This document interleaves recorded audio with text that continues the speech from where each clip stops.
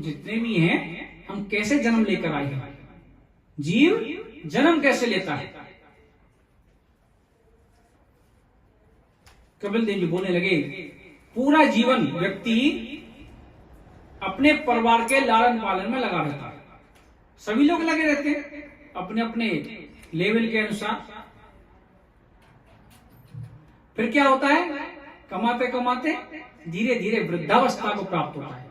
सभी लोग बुढ़े हो जाते हैं। अब पहले के समान ना तो काम कर पाते हैं, जब काम नहीं कर पाते तो घर वाले पहले जैसा आदर नहीं देते, ना पहले जैसा रूप रहा, ना पहले जैसा आमदनी रही, तो घर वाले रेस्पेक्ट यानी कि आदर कम कर देते हैं, घर वाले भी और बाहर वाले भी। एक बैल की तरह उपेक्षा कर देते हैं, जैसे बुढ़ा बैल हो जाता है, बगल में बांध दो इसको। खाना भी ऐसा ही मिलता है, पक्षपात हो जाता है जाने अनजाने में। फिर भी उस व्यक्ति को वैराग्य नहीं होता कि परमपिता परमेश्वर की ओर ध्यान लगाऊं, फिर भी वहीं पड़ा रहता है। पड़ा रहता है, ये नहीं बोला मैं घर छोड़ के भाग जाओ कहीं। आसक्ति कम कर दो बच्चों में से या किसी भी चीज में से। ये मेरी अलमारी, ये मेरे कपड़े, अरे छोड़ो उन कपड़ों को। चले गए तो ऊपर क्या करोगे उन कपड़ों का। आसक्ति धीरे धीरे कम करो। जिसने पाला था पहले, जिन बच्चों को उन्होंने पाला था, अब वही उनका पालन पोषण करने लग जाते हैं। शरीर पूरा रोगी हो जाता है, बीमारियां घेर लेती है। घर वाले एक कोने में चारपाई डाल देते हैं। जब बीमार ज्यादा है, भाई ठीक है भाई जाने वाला है, तो एक कमरे में डाल दो, वहीं लोग आते रहेंगे, मिलते रहेंगे। रिश्तेदार भी आते हैं, क्या करते हैं, हाँ जी कैसे हो जी, आप ठीक हो, हाँ तबीयत खराब है, दवाई लेते रहो जी, ठीक है। 2 मिनट वहां रहे, फिर अंदर चले गए, फिर वहां चाय पानी ये सब चलेगा। ऐसा ही होता है। वह कुत्ते की तरह अपमान पूर्वक टुकड़ों पर पड़ा रहता है, बोल भी नहीं सकता। आप खाना दे दो, घर में लड़ाई हो जाएगी। जब वो खाना देंगे तभी खाना मिलेगा। मृत्यु का समय आने पर श्वास की नलियां कब से रुक जाती हैं, कंठ से गुरगुर की आवाज आने लग जाती है। सभी घर वाले बैठे रहते हैं, भाई अब जाने का समय हो गया, आसपास घेर लेते हैं। लेकिन मृत्यु पास में बंधे होने से वह बोल नहीं पाता। उसको यम के दूत दिखाई देते हैं, अचेत अवस्था हो जाती है। घर वाले दिखते तो हैं लेकिन बोल नहीं सकते। उसको यम के दूत दिखाई दे रहे हैं। किसको, हम सभी को। सभी का अंतिम पड़ाव वही है। उसको लेने के लिए यमदूत आ जाते हैं, कभी कभी डर की वजह से मल मूत्र त्याग देता है। यम के दूत गले में रस्सी डाल देते हैं। अगर अच्छे कर्म किए हों तो नहीं, तो प्रभु के पार्षद आते हैं, वो लेके चले जाते हैं। लेकिन ये यम के दूत जो अच्छे कर्म नहीं करता उनके लिए बता रहा, रस्सी डाल देते हैं, वे कांपने लग जाता है, उसकी आत्मा को बाहर निकाल लेते हैं। रास्ते में चल देते हैं यमलोक की तरफ।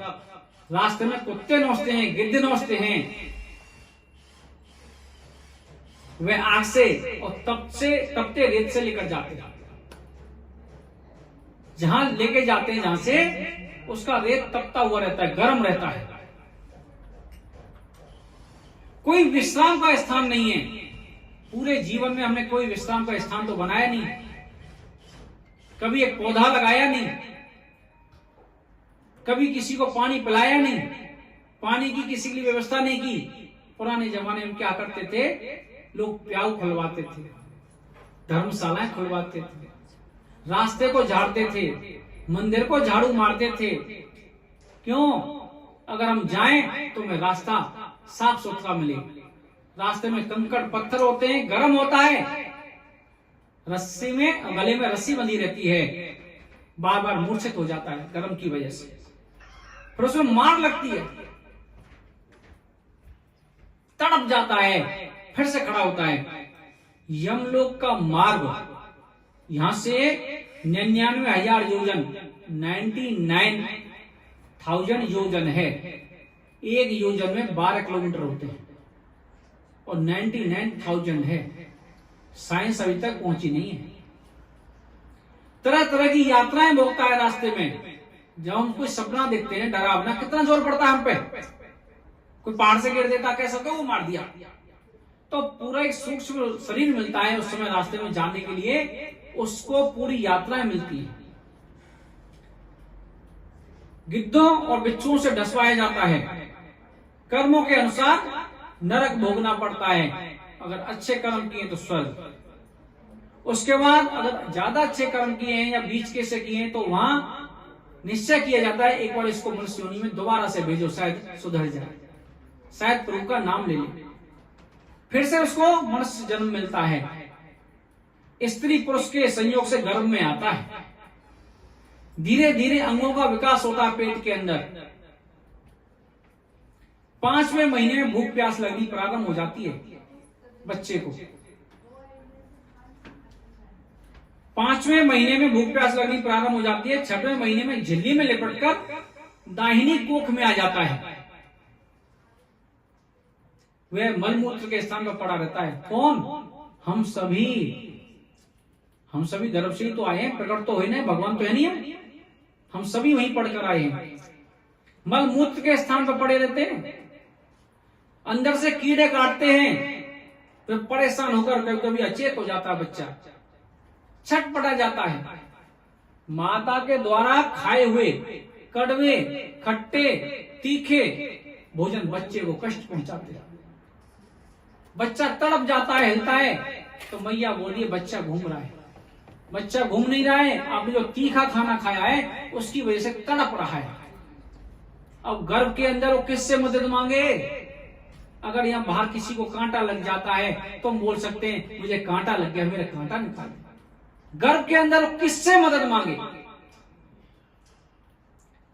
और कैसे रहता है वहां? बेड नहीं है भीतर, उल्टा लटका रहता है, सिर नीचे पैर ऊपर, कुंडलाकार, कान की तरह कुंडलाकार लटका रहता है। सभी लटक कर आए हम।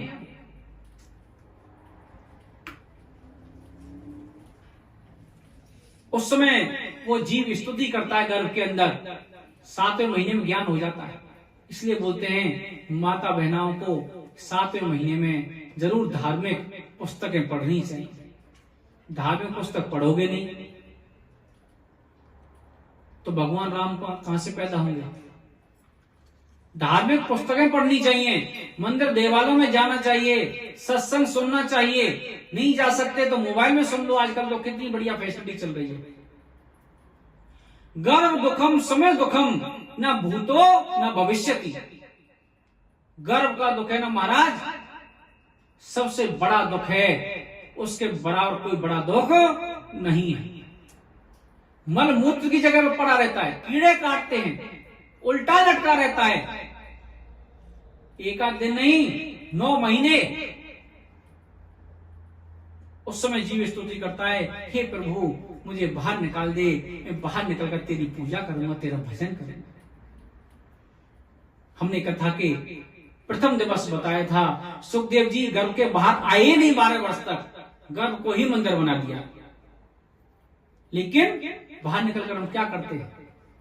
घर जाकर शाम को चिंतन जरूर करूंगा। भाई आप कुछ भी कर्म करो, मुझे क्या फर्क पड़ता है? आप अच्छे करो तो आपके साथ है, आपका अकाउंट नंबर आपके साथ है। बुरे करोगे तो आप अपने लिए करोगे, अच्छे करोगे अपने लिए करोगे। लेकिन एक व्यासपीठ के माध्यम से समझाने का हमारा कर्तव्य है। जो कुछ हुआ वो हो गया, आज से ही सुधर जाओ, आज से सुधर जाओ। भजन नहीं हो रहा कोई बात नहीं, लेकिन बुरे कर्म मत करो। राधे राधे। बड़े दुख पाकर मनुष्य जन्म मिलता है। नाली के कीड़े बनना पड़ता है, छोटे छोटे कीड़े, बड़े बड़े कीड़े, सर्प बनना पड़ता है जब मनुष्य जन्म मिलता है। बहुत से बोलते हैं सब कुछ यही है, ऐसा नहीं है। सब कुछ भोगना पड़ता है। हम मनुष्य बनते रहे, वो नाली के कीड़े बनते रहे, ऐसा होगा क्या? हमारा भी नंबर आएगा अगर हम भजन नहीं करेंगे तो। फिर से वो जन्म लेता है, बाहर आकर भूल जाता है प्रभु का भजन, माया लग जाती है। बालकपन हंस खेल गंवायो, आई मस्त जवानी। बालकपन निकल गया, खेलते हुए, पढ़ते हुए, जवान हुए तो बिजनेस में लग गए, जॉब में लग गए, विवाह हो गया, बच्चों में फंस गए, भजन करना बंद।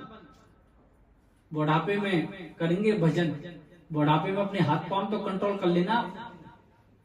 कभी हाथ में दर्द, कभी पांव में दर्द, बुढ़ापे में भजन होता है? भजन वही कर सकता है जिसको बचपन से आदत है। बीज लगाओ। मैं बोल रहा हूं जितना समय निकल गया निकल गया, आज से ही भजन करना प्रारंभ कर दो। जो भी आपके गुरु का मंत्र है उसको ही बोलो। जिसके पास मंत्र नहीं है महामंत्र बोलो, लेकिन बोलो तो सही। चलते फिरते, उठते बैठते, खाते पीते, सोते जागते, करो तो सही। लाएंगे बदलाव, नहीं लाएंगे? राधे राधे। भजन करो, एक माला करो, ज्यादा नहीं तो एक माला करो, महामंत्र की करो। जिनके पास गुरु हैं उनके द्वारा मंत्र है उनका करो, नहीं है तो महामंत्र हरे कृष्ण कृष्ण कृष्ण हरे हरे, हरे राम राम राम हरे। एक माला करो, फिर अपने आप आपको लत लग जाएगी। चुम्बक की तरह खींच लेगा भगवान आपको अपनी तरफ।